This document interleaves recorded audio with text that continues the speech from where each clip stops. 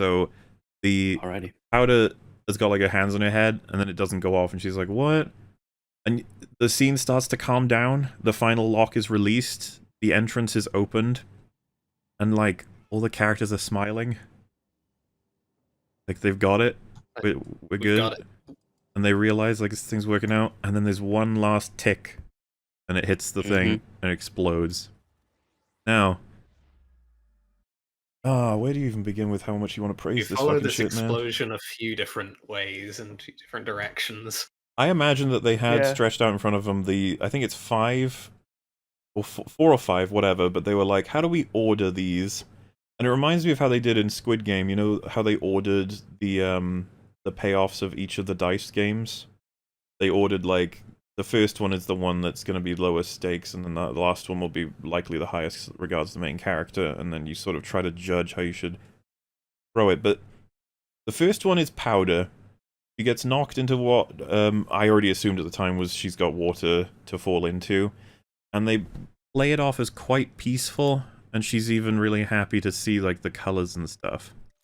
And so I think... She's so very happy that her bomb finally worked. Her first bomb worked. Well, she thinks this is like the culmination of her like life, basically. It's like I did it. I saved the day, right? You know. Well, yeah, and I think for a second you can be lulled into a sense of like, wait, like what do we do? And it's more so because we're a little bit in her POV, which is excellent. We did it. But I think as a reasonable audience member, you're like, what did it do to the rest of the people, though? Like, because that was big enough to blow her off the edge, and she was relatively far away. And they do this thing, show you the explosions, like, effects one by one. They keep rewinding time and doing it again, and it's really fucking cool, because the second one regards the bad guys. Meaningfully, that we show it did knock Deckard off the door, but it also spread really far across the catwalk into Silco, but Savika tackles him out of the way, and very quickly you see it vaporize her arm. Yeah. Nicely done. Well, and so I think it was Jay that I was watching it with. It wasn't that explosion. It was the one where it cycles all the way to Singed. That's where Jay went, oh no. Because it's like, if it got that far, or at least its effects, it's like, why haven't they shown us the ones that they have? Oof. But yeah, the Singed slab goes up in flames of powder falling. It was really good. But yeah, this scene is like, it knows what you're going to be thinking about, and so it shows it. Yeah, that shot's fantastic. Look at it, it's gorgeous. And so I think for a moment you're just like, wait a minute, what about them? And then here we go. Yeah, what about them? Well, this explosion, it shows that the door gets blasted off its hinges, I think, and one of the stones gets blown through the wall, like through the door. And hitting the door, it sparks into loads of pieces, which means, like, that's incredibly fucking dangerous if you could just consider what's going on here. And yeah, both Vi and Vander are getting hit by pieces of debris. Trying to worry about copyright here, but how fast this thing is moving in the slow motion magic is shrapnel. A good testament to how fast it itself is And going. then in the blink of an eye, yeah, it slams into the ceiling. Which causes a lot of things to happen. I think I can do this with next frames, yes, but Clagger is hit by something, and it happens so quickly, but you see his goggles fly away with blood on them. Yeah. He just gets winged immediately. Yeah, he gets blasted by door shrapnel. Yeah, right in the face. That's a thick door, and it just got popped into pieces. And then Milo. And well, the Clagger, I remember just being like, oh, because I was like, yeah. But yeah, a pole just gets thrown into what I guess, I can't quite tell exactly, but it looks like it could be near Milo's heart. I'm not sure. Yeah. Milo's reaction to this, he's so in shock. Everything happens so quickly that it looks like that hasn't even set in yet. That probably really fucking hurts otherwise. There's that And one then moment of horror. As he looks exactly, around. and then before anything can set in. Well, and Clagger's not even moving. And like, yeah, he looks at Clagger is the thing I wanted to like get to. He's like he has just this briefest moment to look at Clagger, and you can see it on his face. He's like, "Oh God, is he dead? Oh fuck! Oh jeez!" And before you can really acknowledge that, the roof falls on both of them. Yep. And then back to Powder. Yeah, and the music, like, it almost feels like the show is just telling you, it's like, this is what was gonna happen. That's just how it works. Yeah, Powder's still here. We did it, Patrick. We saved the city.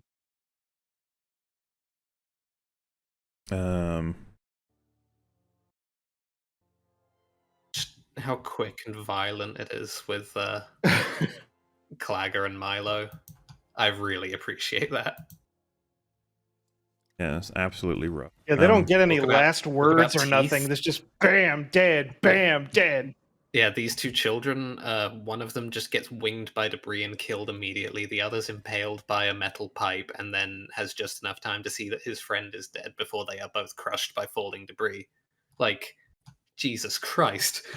One last use of the explosion to show that since the initial thing, Marcus hasn't even gone back to Piltover yet. He's just sitting, staring at his bloodied coin, and then he sees the explosion because he wouldn't have been far away.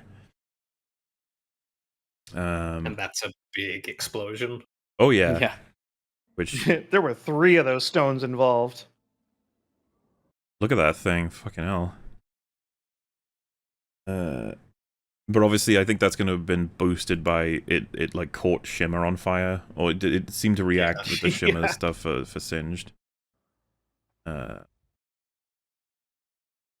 but it's such a like what? As a viewer, you're just like, I'm not used to this. Like, Yeah. the good guys just lost big time. Because Deckard isn't even down for the count. Nope, Deckard's kind of okay, Nope. to be honest. Silco's Yeah, the Shimmer alive, stuff is Deckard's okay. pretty rough. Incredible. The music in this next bit is fantastic as well. Yeah, unfortunately, I can't really do anything but say it's great. Yeah, Yeah. yeah. There's nothing for it. But Yeah, it's it's really, just really sad. tragedy, the soundtrack, basically. Yeah, my eyes were about to fall out of my head seeing Milo's dead arm right there on the floor. I'm like, they fucking killed him. I liked that kid. He's fucking dead. They wanted you to know those two are dead. Yeah. They really were like, yeah, no, we did that. They're not coming back. And We have Vi just like crying. Under I'll the get rubble a as well. yeah. There's a few of those shots that are really good, but Silco just commands fucking kill them. Jesus Christ! Not even like I don't know what the fuck that was. Just killed them. Like what the hell? The 3 thugs are on the way. Vander spots that like he's the only one that can do anything about this. So does himself a Spider-Man. Gracefully lifts that debris off. We have what is a pretty awesome moment here. Just you're pretty immersed on the fact that everyone's fucking dying, but a guy goes in there to like, I'm gonna fuck you up, and just get booted right back out. The other guy just gets knocked out and tipped over the side.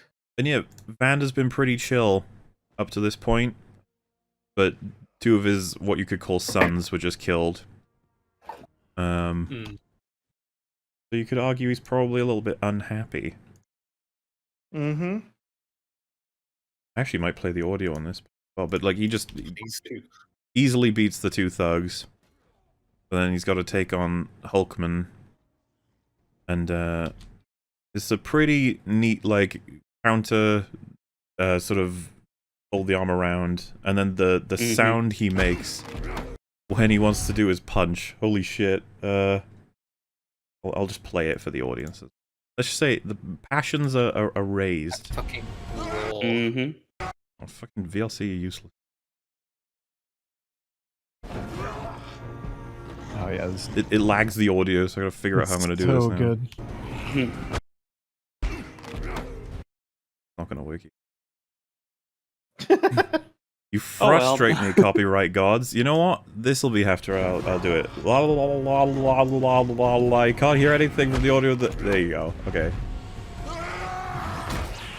That. Fucking angry. Yeah.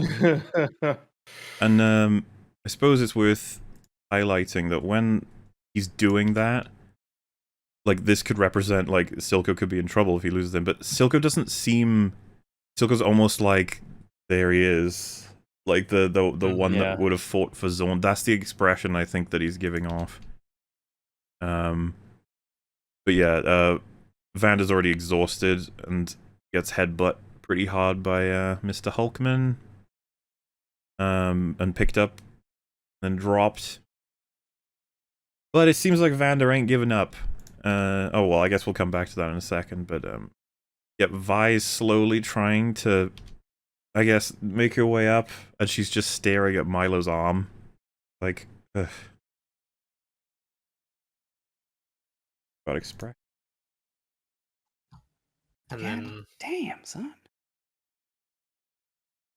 Catches sight of the monkey head. Mm-hmm. I actually this thought... giant door is right on top of her. She can't get out of there. I actually thought when they showed that the monkey head was there, that would be the way that she eventually finds out what happened. But no, that's not how she finds out. It's just... It just feels like this one element among all this death that reminds you of what's just happened. Because it is just a heap of, like, rubble and the unmoving, like, bodies of the two of them. It's really, really unpleasant, and she's trapped under this fucking door. With a broken arm from the looks of things. And the fire's rising as well. Yeah. There's a lot of very human reactions in the show that I kind of appreciate. Of you're a person, a child no less, who's just like had the entire world explode around you. You're trapped under a door. Your arm's broken. You can't move or get free. Two of your brothers essentially have just died. So yeah, you're just lying there sobbing. There's not much else. There's not much else for it. Tragic as hell. It gets worse. So Vander... It gets worse? Woo! Vander picks himself up. And he, like, seems to be revving himself up for round 2. But Silco stabs him in the back. Yep. Theming. Yeah, and... Look at this face. He's not happy. Yeah. He was a little bit angry. Just a little bit. And it, like, flashes to that opening scene for the episode. Silco's like stunned for a moment, then... Well, it shows us the second half of that opening, which is that Silco grabbed Vander's knife while he was strangling him. Slashed at his wrist area. Yes. And did enough damage that Vander was more concerned about probably stopping the bleeding than going after him, and they connect that to him stabbing him again in the present. This shot as well. Look at this photograph. Like, yeah, pretty much the whole show. Photograph.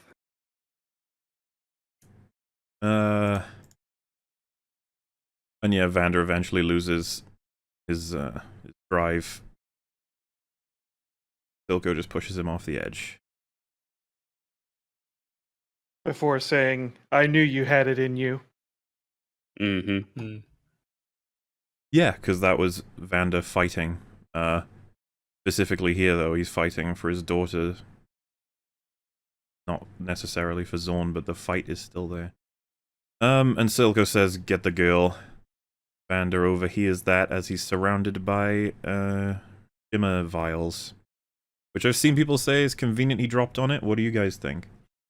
Isn't this where they're producing a whole bunch of it? Yeah. Yeah. The, I guess, thing to consider is it didn't go up in flames like a lot of it did. True. And that, I mean, it's Which- not Well, like I mean- it's all over the it's place. not everywhere. Yeah. Yeah. There's not crates all across the ground. Explosion ignition is not omnidirectional, I guess. Like, Yeah. not everything's going to catch fire. Why would Silco have these things in the warehouse? Why are they producing it? Oh, well, we can... That's partially what this whole story is built on, is the production of Shimmer.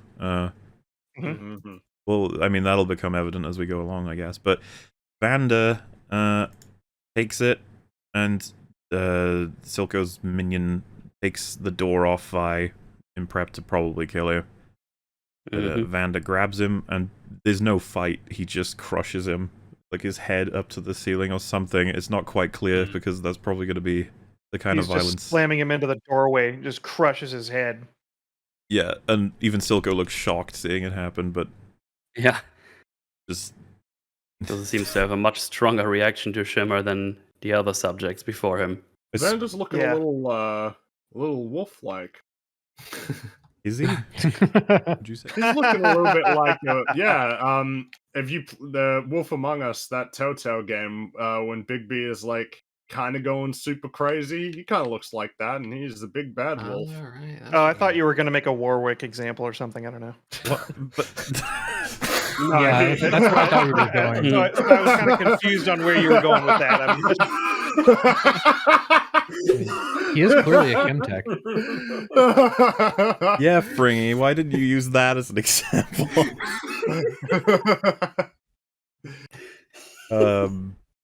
Yeah, Vi sees him and she's scared, and then he like has this moment of what looks to me like he's ready to fight something else, spots her, and then like has a bit of a freak out in his own head. Yeah. Like, because of all your motivations are probably flabbly when having taken that shit. Or rather, I guess he was, Vander himself was just ready to fucking brawl. My interpretation is that the Shimmer is like just stoking the rage to the point that there is actually a decision to be made there, because of course Vander would be unbelievably mad, and the Shimmer would probably only make that worse.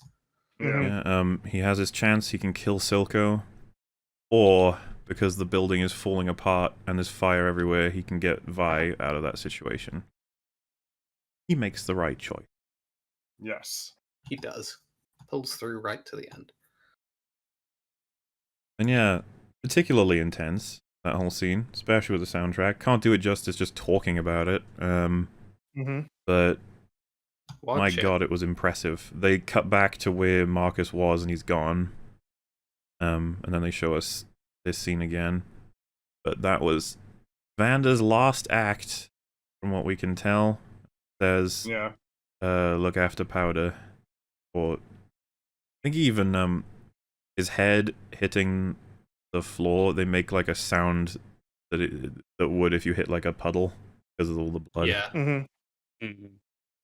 Yeah, and the colors fade as well. They're not purple veins anymore. They're just dark. Cool.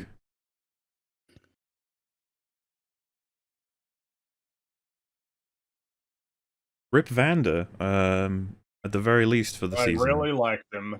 Awesome. Super cool character. Yeah. So when you mix Shimmer and blood, is it viscous enough to be considered goo? That's Oh no. We can table that discussion for now. We're about to talk about one of the best scenes in the show.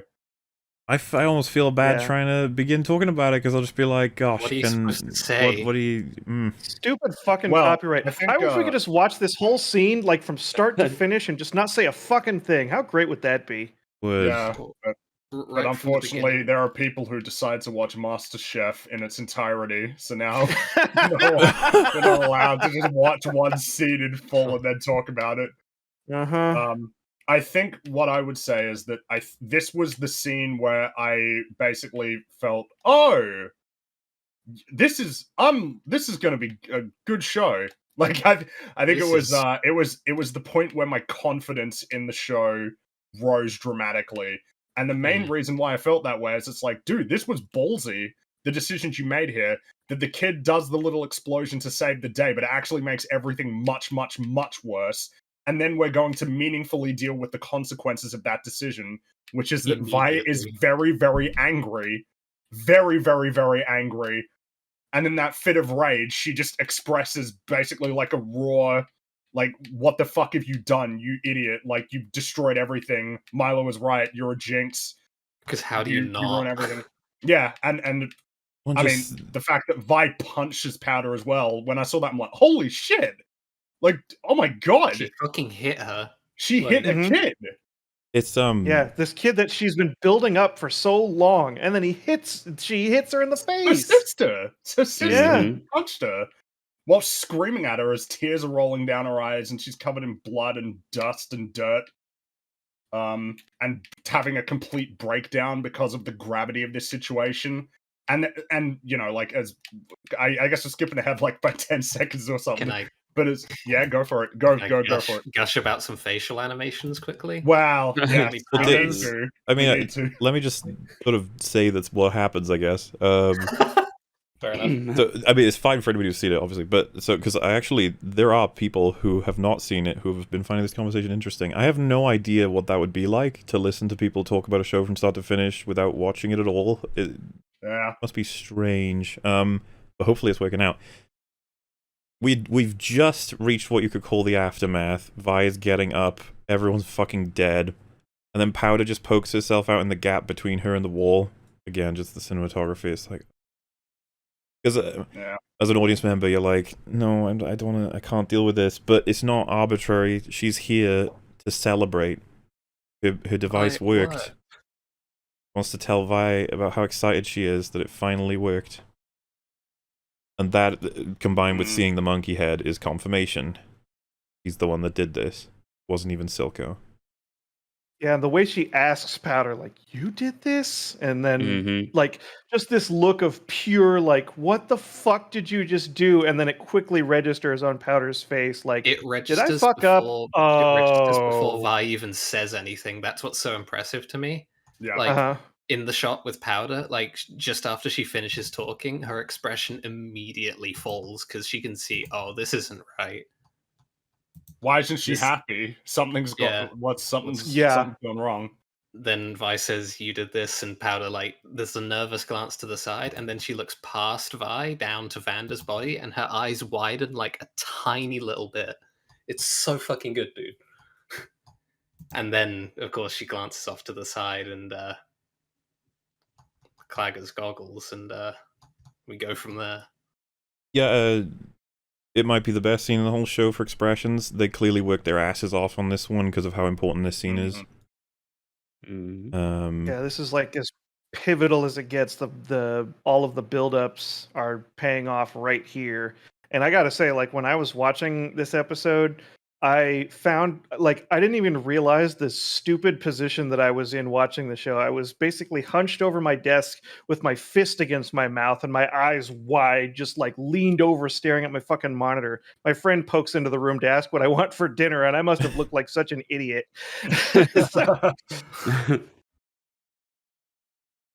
And yeah, Vi just again having to deal with all of this like what do you do with this? You just like the amount of emotion you have to feel and how impossibly hard it is to control. And yeah, the first thing I think she says is just like, I told you to stay away. Like, that's what else can you draw from this scenario other than, had you not come here, this wouldn't have happened, and I told you not to. Like, and it's way too much for someone of Powder's age to be able to understand. It comes back to the cause of it all. Yeah, why did you leave me? We'll probably get into this a bit more later, but the show actually psychologically is a lot more realistic than I think people probably think it is. There are consequences to this shit. Shit like this happens to a kid. It leaves an impression, right? And like, I mean, this in particular, I'm assuming that for most people, this is probably like most people's favorite scene or the most impactful scene for a lot of people. Yeah, dude. How could it not be? It's one of my favorite it's scenes. Top 3 for me. There's a particular one that I have not sat there like physically wide-eyed staring at a screen because of a piece of media much, but I mean, this scene is good enough that, I mean, it survives any comparison. I could compare it to Kubrick or literally anything. It's just amazing. It's one of the best scenes I've ever seen in film. Period. And like Powder is my favorite character in the show. I find her to be incredibly relatable. And I don't know if you guys feel the same way, but it's partially just because she legitimately is a fuck up. Like I don't know. I just feel so fucking so bad for her in this situation because it's not as though I mean, she did things that are wrong, but she was sincerely trying to do the right thing. And there is a perspective from which you could think that she might have saved the day, right? But obviously that is not that is not how things went. There are multiple factors at play at once. She has made a big mistake that has had significant consequences, but she is also a child. She's also not totally sound in terms of her opinion of herself or just her, mental health. And she also exists in a really shitty world that hasn't been very kind to her. It's a lot of things mounting at once, but the big thing is like ultimately what she has done here is bad. Very bad, yeah. And there's not like oh god, there's not really any way out of that, like there's not really any way to avoid that part of it, that something bad has happened and she is going to have to find a way to deal with it. But in this particular situation, it's just incredibly stressful. Yep. Everyone on the show has lost credibility for failing to acknowledge many disastrous flaws in this episode. Damn. Do you remember the super chat you got a while back about someone being salty they were banned because of bad Arcane opinions? This is that person. I mean, like okay, maybe you could point out some things that are wrong, right? But in any piece of media, there's a balance of like, how high of a high does it hit? What emotions is it able to evoke in the audience? What is it able to make you think about? How is it able to develop characters? And it's like, okay, maybe you can point out some problems, okay? But the fucking highs this episode is hitting, like, what the fuck? If you're not acknowledging, like, I don't know, dude. Yeah, this is it. Okay, if someone was trying to make an argument that like fucking season 8, episode 6 of Game of Thrones is good, I'm just not having it. In most things, okay, but no. This is kind of the same for me. It's like if you're not willing to acknowledge the merit of this episode, okay, you don't like it. Fair enough, right? Sometimes people don't like things. But if you fucking watch this episode and you don't understand why other people like it, I don't know. There's something not connecting, right? I just, how would you make that argument? Can anyone conceive? Hang on, so did someone on EFAP really just say there may be problems, but it's so emotional? So someone you've got to understand from having watched this, and I don't know why this has to be repeated over and over again. Plot armor, has it been acknowledged? Yes. Is it a problem? Yes. So the scene's broken? No. We've got loads of other threads. We have to talk about every thread, not just whether or not there's plot armor. That is not the only thread. It isn't as simple as there is an aspect that is flawed in some way, therefore fucked. This is not how it works. We've never been advocates that if you can find one problem in a scene, the scene's done. That's not how it works. And this scene has an incredibly large amount of things happening right now. Well, much the same way that when we're talking about how stuff is working, there are degrees to which a scene works.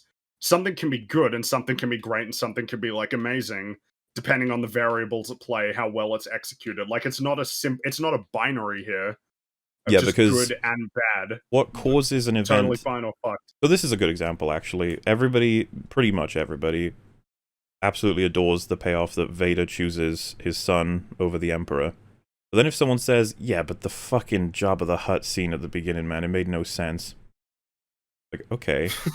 That's true. Like, sure, but... That's true. But that's a different thread. I'm talking about what these characters have said and done and how that relates. There's through lines there. Plot armor doesn't actually get in the way of a character's thoughts, feelings, and actions, as far as I'm concerned. Well, it's a separate track. It's always a track that's important. Still. Well, it's the idea that plot doesn't necessarily... Like, a problem with a plot problem doesn't necessarily result in a character problem. Yes. It depends. We talked about that with Suicide Squad. There's a lot of plot problems. Suicide Squad is a great example. But they don't affect the character motivations very much at all. But they Whereas, Endgame, the plot problems seep into the decisions that the characters make about what they're going to do and how they're going to do it. Like, it's not the way in which problems affect other aspects of a show is complicated. That's the whole point of the discussion, right? Like, you have the discussion to try and figure these things out. Well, a lot of the time it's like someone will have a scene like a writer will have a scene they want, and they will take a path to get there that's like profoundly against the previously established characters or requiring like an absurd coincidence or something like that. I mean, like, what are the plot holes here? It's like basically if Deckard hadn't grabbed Vi by the neck, we would be fine. Like, okay, we can all acknowledge, right? Like, okay, Vi could have died there and didn't. Mm-hmm. But I don't see that action scene as being plot armor tier, at least not when compared with other action scenes. I mean, I she think was, it's easy. for the most part, Just getting her ass kicked. Make It's splits. just really inconsequential. Say that. I'm happy to call it consequential. I just want to split it and be like, so that event is not very well constructed compared to the others that are very well constructed adjacent to it. The fix I would suggest is that he barges her when she's in midair.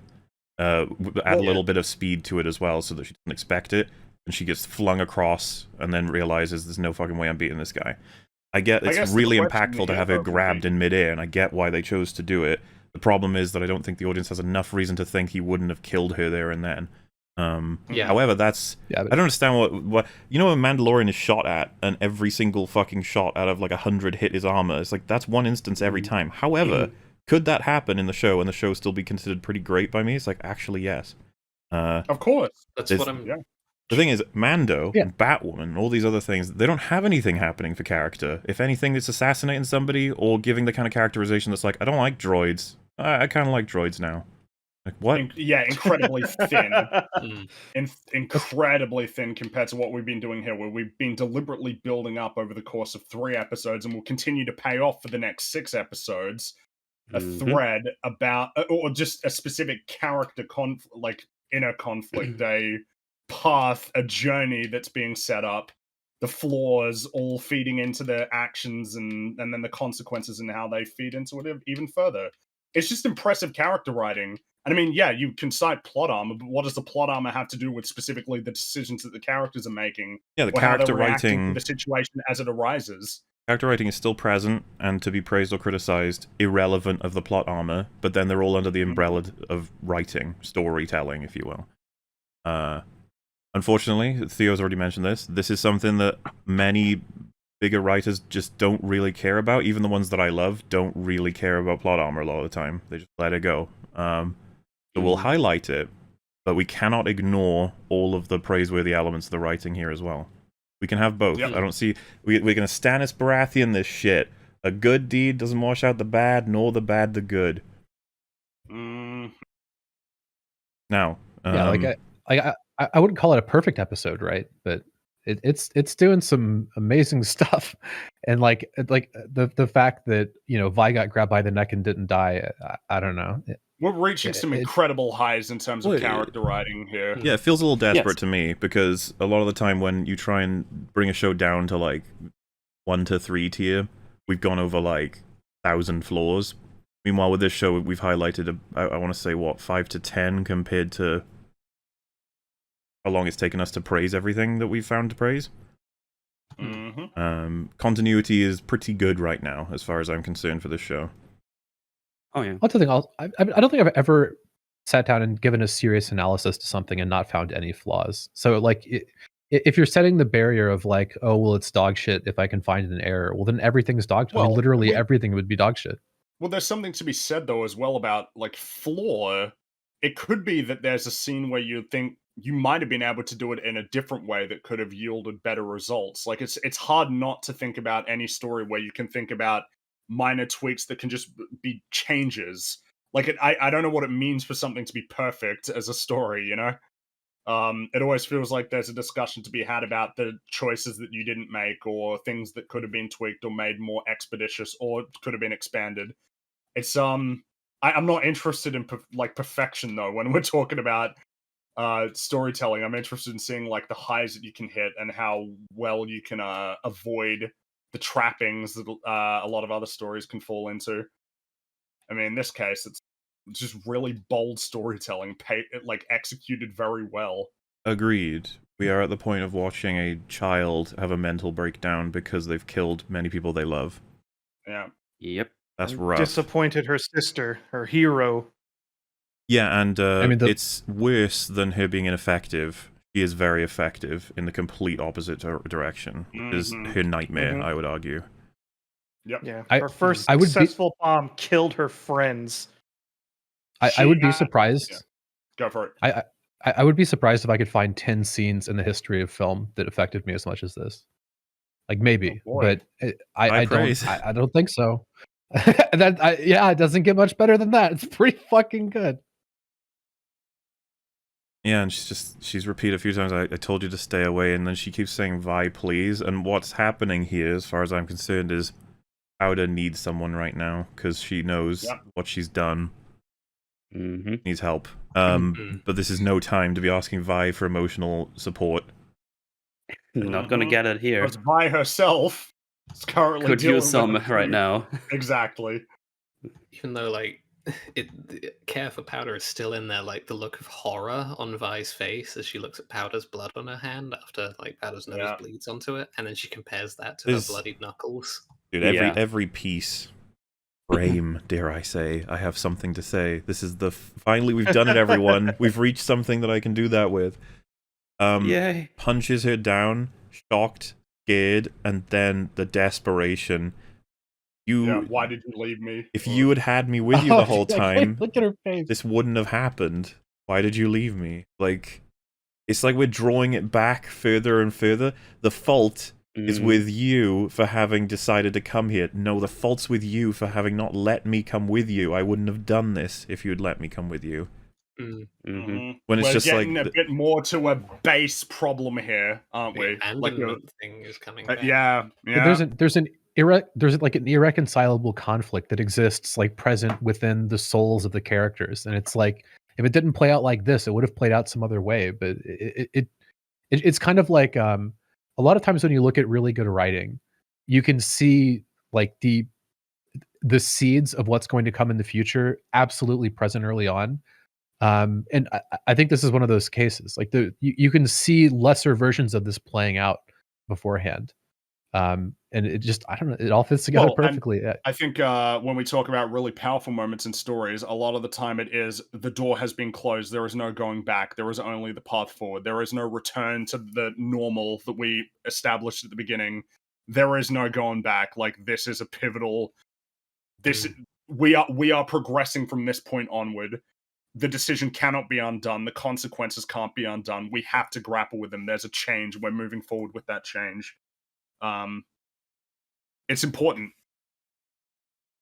Yeah, I mean, she just basically killed her family. Like, well, and it's their family. That's the thing. Yeah. And knowing that there are going to be many episodes going forward, the immediate thought is, well, there's so many places we can go from here with this having been established. What's in their future? Something that just hits hard is she's still absolutely tumbling when she's on the floor, and we're like trying to sort of acknowledge that, understand what she's saying, and before you can even, her fucking jaw is grabbed by Vi, which is like, Jesus, like, she's furious. Even like after the bit I mentioned with, you know, looking at the blood in her hand, when she looks back to Powder, like, just look at her she's expression still angry. again. Yeah. Fuming. And well, she's answering her, why did you leave me? Because you're a jinx. You're gonna fuck everything up. And you did. And it's like, oh shit, man, you've just confirmed her greatest insecurities at a point where she's the most vulnerable. Because you're a jinx. Milo was right. Yeah. And it's also like I said, quite realistic. I mean, children who are orphaned in particular struggle with feelings of abandonment and inadequacy. Those are like two of the main things that you would expect. So, like, it's not even that it's just, this is her character. It's like, if we had no idea of her character, we only knew her circumstances, it would imply this. It's like remarkably well written. I just got this kind of, I guess in a way, mirrors the earlier little bit when Vander had Silco by the throat. Yeah, it's a parallel everyone likes to highlight at this point, so it would be wrong of us not to. That'll become more important, I think, when we learn more about the relationship between two people in particular. But yeah, lots of stuff's being done, and then the anger has all come out.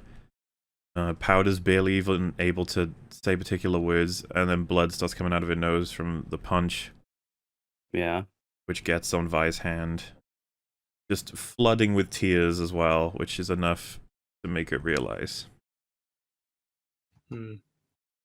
But like, you can't at all blame Vi for having this reaction. How could you not? And it's just like, yeah, but Absolutely she's so not. young. And it's like, Powder yeah, but just killed everyone.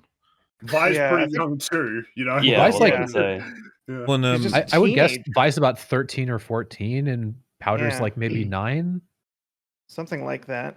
Yeah, it was kind of weird because I think I spotted a few people in the chat say that like it was contrary to Violet's character to strike Powder because like oh she loved her loved her sister and everything like that, but it's like come the fuck on, Powder just killed all of her friends, not to mention Vi, you know, based on like you know the subtleties and how she was dealing with Milo constantly saying that you know Powder was bad luck.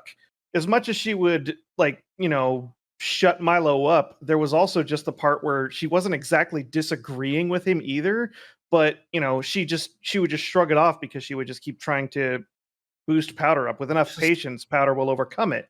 So it's not Yeah. like oh she completely disagreed with Milo or anything like that. She just was shielding Powder and just not you know saying like yeah you need to work on being better luck, you know, Powder, but you know. So it all just kind of bubbled over when it's what got her friends killed, and that was just it was insanely good, you know, just subtle acting and how that turned out. So someone said Whether this those- isn't Luke Skywalker, this is a reasonable lapse of judgment. This is what we needed to justify what you wanted to do to Luke Skywalker. You have to work incredibly hard. You have to create a scenario. Because if you just said, Vi is going to violently, intentionally punch Powder in the fucking face, I'd be like, yeah, okay. I hope you don't fucking have that happen. But when you have all of these events, you're like, right, yeah. People making complaints along the line of, you know, it's out of her character to do that. I'd like to see you keep it together when your younger sibling comes to you and says, comes to you responsible for killing your entire adopted family, essentially. And Like, just, it's like imagine being in a house and like the house gets hit with like 3 bullets and your family dies and you walk outside and see your sister. I mean, like that's basically what just happened. rough. What a visual. And this is the thing, Yeah. you know, like, could you make a scenario that leads to what we saw in TLJ? And it's like, I think we've said historically, it's like, it's going to be really fucking hard to get to that But you point. could. It'd be really Theoretically hard, though. possible, You yeah. can't There's a You lot of... can't just say he had a bad dream. No, you have to Yeah. give us the context for that, otherwise you may as well just show a different character. I don't see what the point is of trying to call that guy Luke. Clearly Jake. Here we go. Hurting a child is out of character for Vi regardless of the reason. Vi is a the fuck fucking hothead. Just Brad. shut the Vi fuck is a up. Like, And what a I'm sorry, the stupid F they put in. opinion. So this reaction particularly, this to me is two very specific emotional states fighting each other at once. I am incredibly angry. I can't be here because I'm hurting someone I love. Yeah. So just walks away. Not too far She away, does actually. Possibly one of the And most just mature things steps down. possible, removes herself from the situation because she's From out the of control. situation. Yeah. Yeah. But Detail. unfortunately, that's just not what Powder needs right now. I think you're about to highlight the same thing that I spotted when I watched it with Is Rags it here. Powder? Yeah. Yeah, Should we let like- them see it first? Sure. So Put this up on screen. this one moment here. That's for. I'll get the right loop so that we can. But yeah, Rags is the latest person I watched it with, so it's like one of the last playthroughs, and I was just staring at it, and I was like, how the fuck did I miss this so many times? It's quite quick, but there it is.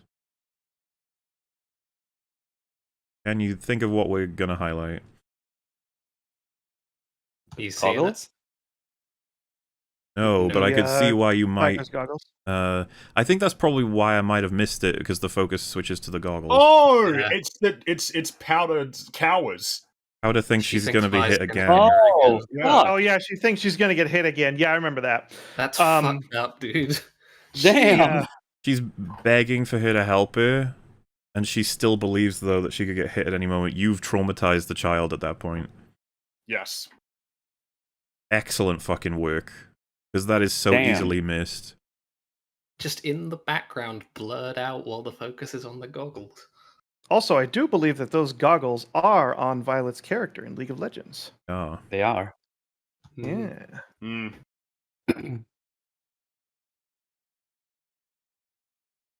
Good shit. Excellent shit. Yeah, she walks off and sits down in like a tunneled area, and I think it's just a matter of Vi's trying to calm down because she's got a responsibility, and that is for Powder, which, by the way, the last thing Vander told her. Yeah. But how fucking hard is it to keep all of that in your head Powder. alongside the person who killed them all?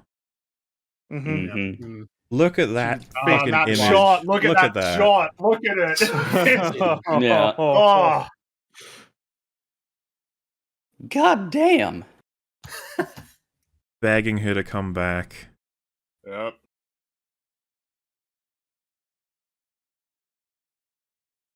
Stop with her age. Nobody but a saint could deal with that. I don't think Vi needs to be that young to justify that response. You could be. But when Yeah. you just I would add on react that top way, that she's most young likely. and she's a bit of a hothead as well. Yeah, I was gonna say Exactly. you- She add has those been on top. established as an impulsive hothead, and Vander's been the one to keep her, in check. He's dead now.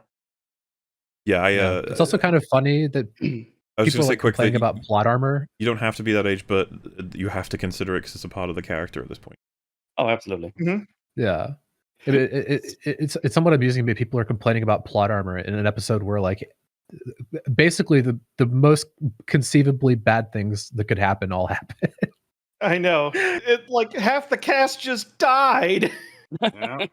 And we're talking about plot armor because another one didn't die in the process. She's beat half to shit right now, basically contemplating either whether to beat the shit out of her sister or go sit next to a building and wait to die. We're talking about plot armor. I mean, I'm telling people, I can acknowledge it, but it's not the only thing happening. So what do you want us to do? Keep talking about plot I know. armor? Like, I don't understand. It's been talked about. It's done. Yeah. Also, I as she- believe, like... Go Oh, ahead. no, sorry. I was just gonna say. So go ahead. Powder... Okay, no, sorry. So, Powder is, like, really... This is basically her last scene, and it's done a stellar job. Apparently, Mia Sinclair, who played Powder, was 10 years old at the time of filming No this. way. Yeah, I saw it She on did. a little interview. He did and this it at was, age 10? She absolutely fucking killed. That's what I she thought it said. was Well, an what she adult said. that did her voice, because I was so convinced that it's like, you don't Yeah. get that Well- kind of performance out of a child. You keep on voice acting. Like, Yeah. Yeah, keep you got a pretty damn good start there. Next opportunity I got, I was gonna just make a note quickly of how the voice actors were absolutely killing it. 10? Sorry? Yeah. Especially this moment I've got on loop where Yeah. begging She's for currently Violet to come 16 back, years old. and the screams for Violet are like disjointed at some certain points. Like she's an unstable beg, but at the same time a desperation that I don't want any of this to happen, and then a fear of Violet. It's so hard to Yeah. deliver that in a performance, but I think she does it. Yeah, she does really good. And like there's her abandonment issues coming back again. She's just freaking the fuck out. She just does not know what to do. The last thing she that's probably her. wants right now is Vi to walk away. Yeah. Then, just from this, it's coming in exactly where we just saw Powder come in, Silco.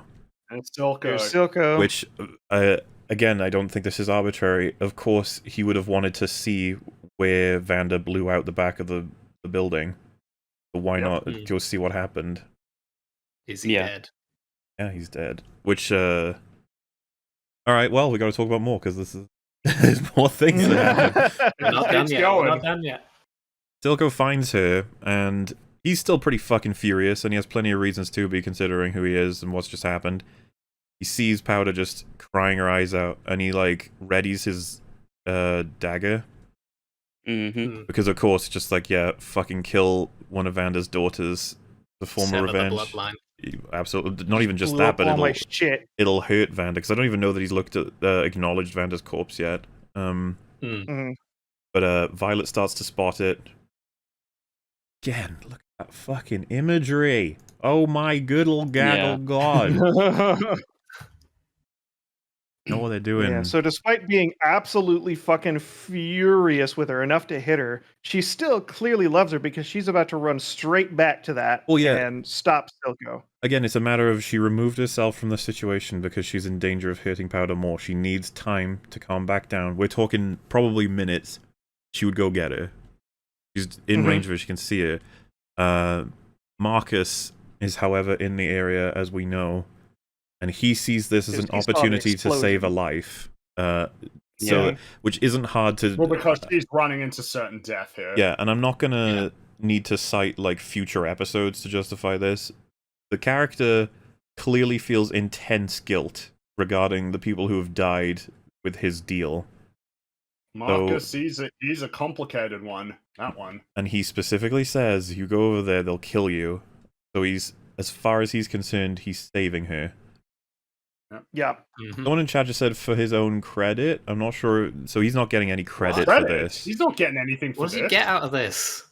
As we know from episode 4 and 5, he's not getting credit for this. This is a Marcus makes this decision because he believes he's saving someone's life when she could just be another trencher who's killed in amongst all of this. Yeah.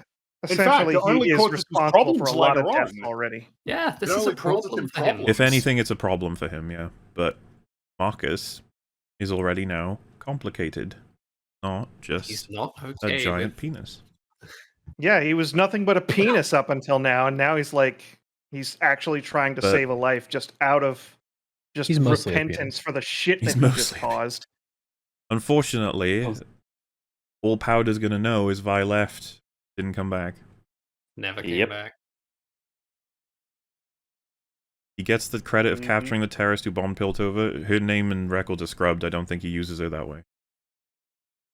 Yeah, I think he just gets thrown into... She's not on file. What's a place called? There's no record something. of the crimes. Stillwater. And Stillwater, and everyone thinks she's dead. Caitlin specifically says that there's no record of her crimes. Yeah.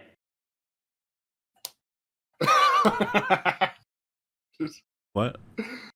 Just a funny comment in chat. That's all. With sharing or no? Nah, it's okay. Let's move on. I love this image as well. It's, to me, it was... The bad guys are like, oh, that was rough. We need to, like, you know, and they're trying to recover. Even the big dude's holding Savika. It's just like... That's a huge... Hang on. That's a huge plot hole that she didn't get tried for their crime. She's in prison for 7 or 9 years, whatever the time frame is. What do you mean didn't get tried for the crime? She's not even known to be the one that did it. Yeah. But she's in prison for 6 months, not like several years. The only person alive who could, like... 6 months? What? No, she's in I think it was 6 months? 7 years, isn't it? Was no, it 6? She's like this whole time. I don't remember exactly. I don't remember exactly the number. I'm pretty sure it'll come up later. I would argue she needs to be in prison the whole time, otherwise she would have gotten to Powder. Right. Yeah. That's the entire point.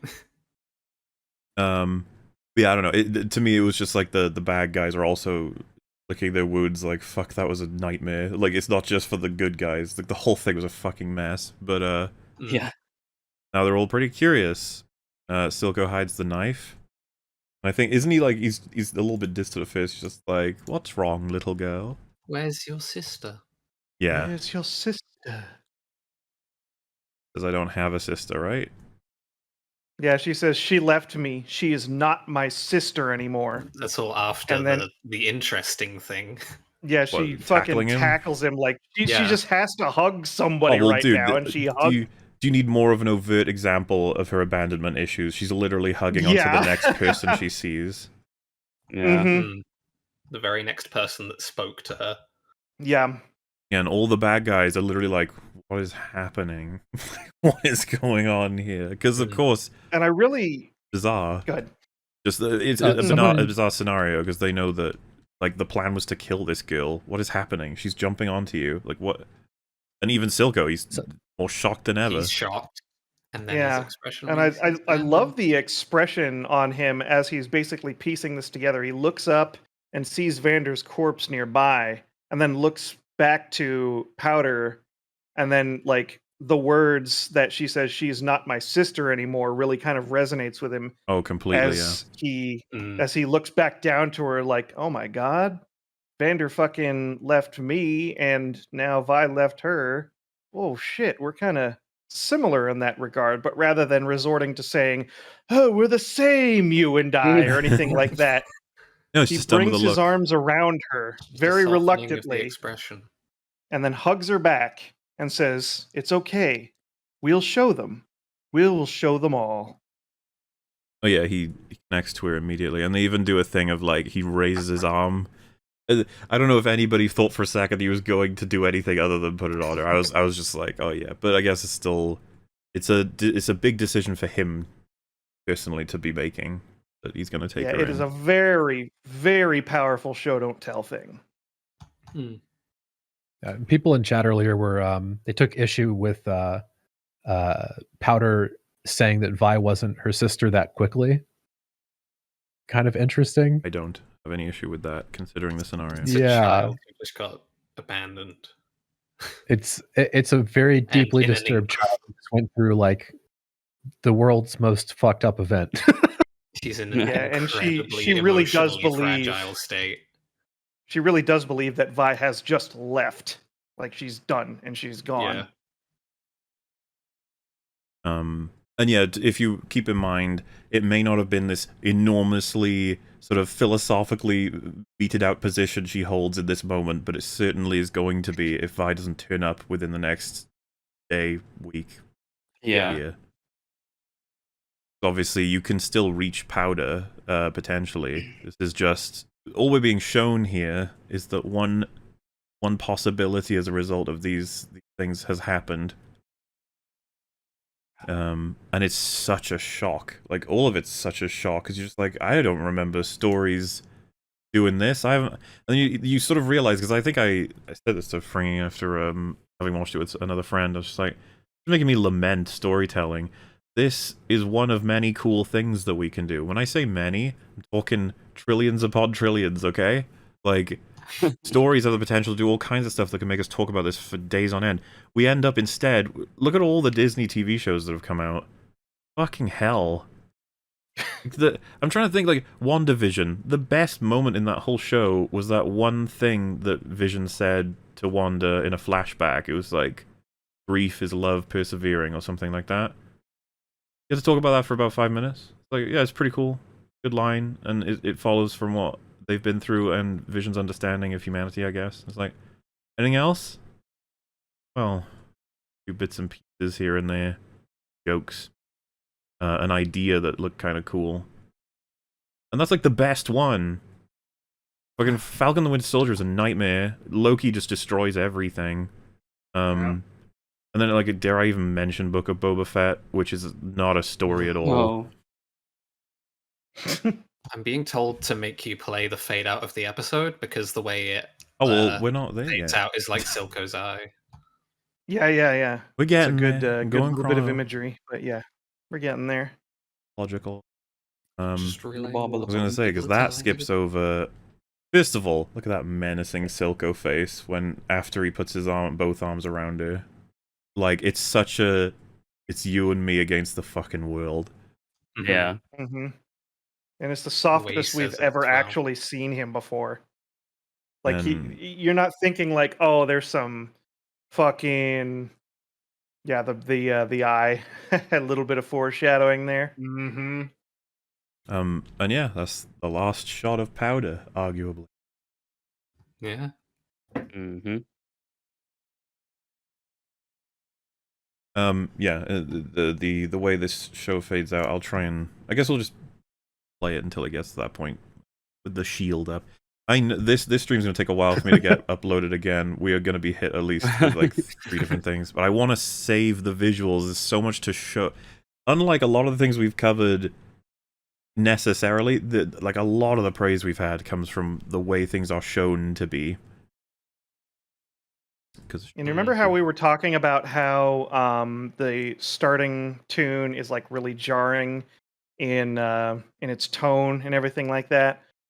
This is the complete opposite. I would say that this song that plays, "Goodbye," Nailed it. they nailed it, and they let it, and then they let it go right into credits, and then it just doesn't stop or anything like that. And I really got to praise the show for not going for a like a standard mandated ending theme, you know, because then it could have easily just been one that would just ruin the whole.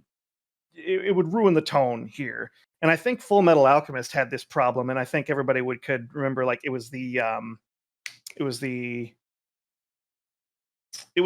infamous scene.